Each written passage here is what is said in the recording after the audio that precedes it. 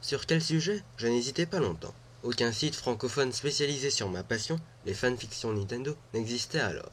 Je décidai de parler de ce projet sur le forum Mario Universalis le 1er novembre. Je comptais dès le début sur Lady Bow, future ébouriffée, pour réaliser le design, et elle accepta comme prévu. Je codais le site en prenant quasiment la totalité de mon temps libre. Pour ce faire, j'appris le CSS pour structurer les pages, puis le PHP pour rendre le site plus interactif. 2 mois plus tard, le 30 décembre 2008 vers 9 h du soir, le site a été inauguré. Voici son design, encore basique et provisoire.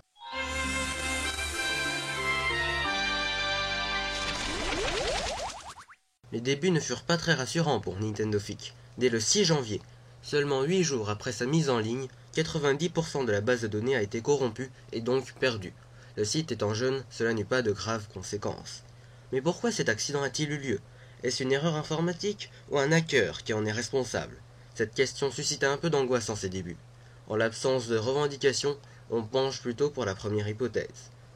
Même si cela se produisait de nouveau, les dégâts seraient minimes, comme une sauvegarde de la base de données est régulièrement effectuée.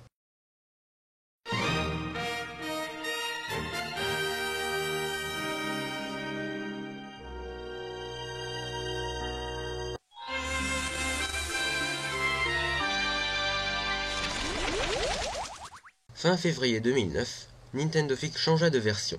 C'est cependant un grand mot. Mis à part le design, presque rien ne fut modifié. Le but de la version 2 était en effet d'améliorer légèrement l'apparence en attendant la version 3, dont la construction débuta dès la mise en ligne de la version 2.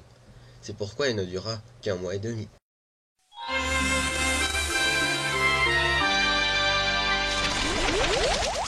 Le 19 avril, la version 3 arriva. Ce fut la renaissance de Nintendo Fic. Le design est radicalement différent de la version précédente, et la structure a changé, avec 2 menus latéraux au lieu d'un seul, qui commençait à s'en remplir. Le design, inspiré de Mario Fusion, a été réalisé avec l'accord de son webmaster. En outre, la nouvelle version comprenait le type d'affichage simple des classements des FIC, le classement par nom, et 2 nouvelles rubriques questions-réponses et contacts. Un espace membre fut créé le 22 mai et permis de simplifier l'envoi de fiction. Marioid, alors membre depuis quelques semaines et fan de Metroid, commença à exercer ses fonctions de juge le 1er juin. L'espace d'administration fut créé début juillet, en vue d'être utilisé pendant mes vacances. Mais tout ne se passa pas comme prévu. Arrivé à destination, je découvris qu'étrangement je ne pouvais accéder ni à Nintendo Fic, ni à aucun autre site hébergé sur le même hébergeur. Je n'abandonnais pas pour autant. Je communiquais le login de l'espace d'administration à la juge nouvellement recrutée, Yoshi-chan, et les instructions nécessaires. Ainsi, une news contenant une nouvelle fiction fut postée. Elle dut partir en vacances, du coup, Nintendo Pro, membre de confiance et futur Skull Knight, la remplaça. Il posta également une news contenant cette fois 3 nouvelles fictions. Constatant l'inactivité du site, le jury décida de commencer une fanfiction commune, l'Impact Fatal, qui sera continuée chaque semaine le 3 novembre. Sa publication débuta dès le 7. Mais cette mesure ne fut pas suffisante. La qualité du design et de la structure du site fut alors mise en cause. Les formes carrées rendaient trop old school et l'ensemble était trop monochrome. Quant aux 2 menus, ils n'étaient pas assez clairs.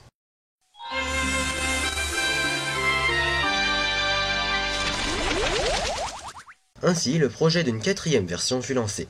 Le design, axé sur le thème du crépuscule, fut conçu à partir de 0 par moi-même. Les angles furent arrondis et le menu de droite supprimé. L'espace entre 2 liens fut réduit pour que le menu de gauche suffise. Les titres du menu sont plus évocateurs pour plus d'ergonomie. Voici la version initiale de la bannière par moi-même, et voici la version améliorée, actuelle, par Kerbendo. Et le logo du site, réalisé par Yoshi-chan. La 4e et dernière version, au moment de la publication de cette vidéo, fut inaugurée le soir du réveillon de Noël.